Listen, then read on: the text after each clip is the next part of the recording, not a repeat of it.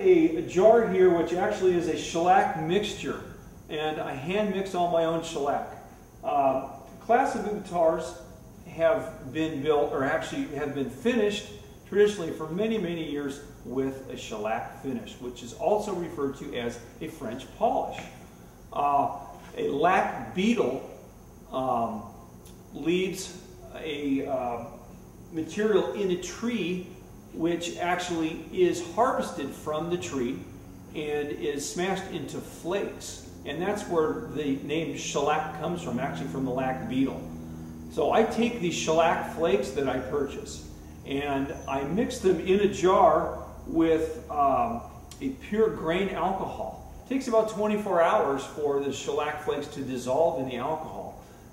That is then filtered, put into another jar, and from that I can thin it down to my desired specification, and it is actually hand rubbed into the wood. The body of the guitar, the back and sides, I actually seal first with epoxy. I'll do 3 very thin seal coats of epoxy. And what that does is it actually fills the pores of the rosewood, and I sand all the epoxy back off except for what fills the tiny pore. Once I have a smooth surface like that, I actually start and cover the entire guitar with shellac. This goes into a little pad which is called a munica, and in both a straight and circular motion I apply the shellac.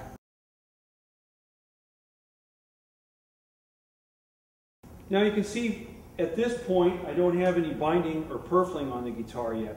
And the binding and the purfling run around the perimeter of the guitar and finish off the edge. This is actually ebony. This is an ebony binding. And then the purfling rings are the rings, veneer rings, that sit inside of that. And I use a number of different woods. I'll use a Canary Island pine, I use maple, I use padauk, mesquite, a number of different woods, but I try and pick woods for their color and use naturally colored woods, not dyed woods. The end of the guitar, as you can see, the butt end, this is called an end graft. This is a piece of ebony.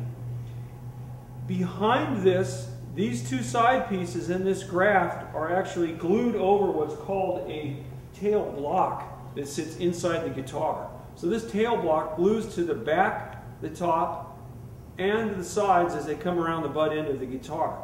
And this is also something that I have adapted to my guitars as far as how I build these. A thin piece of wood like this could fracture and split all the way through. So what I have done with my tail blocks is I've actually taken Honduras mahogany and have sanded it down thin and then cross-laminated it so that this piece is virtually indestructible. And I find that makes it much better, much stronger. It takes me about 15 to 16 hours to actually finish a guitar. Wow. And how many coats of shellac do you usually put on?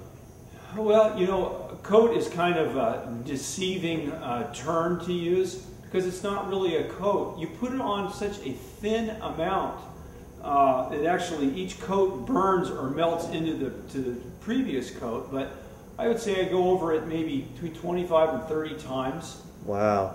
But there are very microscopic thin layers. But it's because of that that the finish actually dries hard.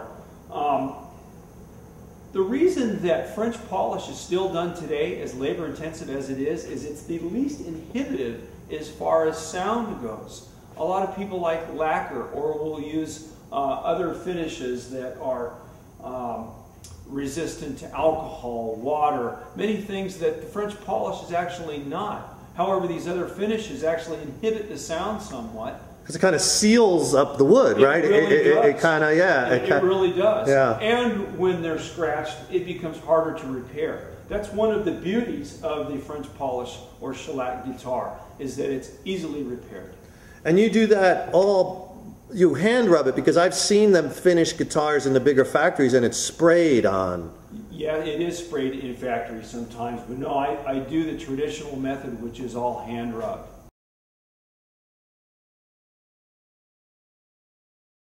Now, much of the work is done by hand, but with the aid of some of the power tools that I have here in the shop. One of the first processes in the building of the guitar is the milling of the neck stock. This is Honduras mahogany, and there is a scarf joint in this neck that runs through here. That scarf joint is done on this jig on the table saw. As you can see, the blade comes up through here. The piece of wood is milled in this fashion at this angle, and I have about a 15-degree head to neck angle. One of the other jigs that I use here on the table saw is this one. This I will use for actually a number of different things. I use it with a smaller blade, but nevertheless, this is a very valuable tool. The fretboards are actually slotted in this jig. I have a fret template that I use that sits here on this table and slides through. I cut... So you cut the slots for all the frets? For all the frets. So it's like you notch it? Yes, notch it. This is the lining which actually goes in the back of the guitar, and this is how the sides of the guitar are glued to the back. This lining is actually cut here on that same small blade. And as you can see, it's basically curve cuts made so that the lining becomes flexible. And this is done with a series of linings that I'll do at one time, but it's a matter of making a cut, pulling it back, moving it over, and I'll do maybe 6 or 8 linings at one time. And you use that as a piece on the inside of the guitar to attach the back to the sides? Correct. Right on. Yes.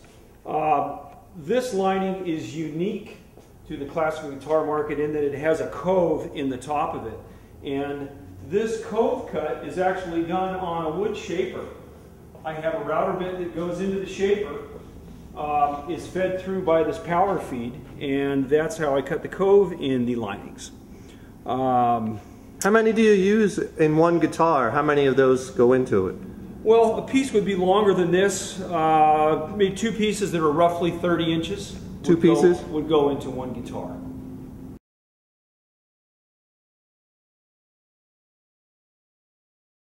People can get a hold of me through my website, David, www.hellerguitars.com. It has pricing, all the contact information. You can call me on the phone. You can email me, thomas@hellerguitars.com.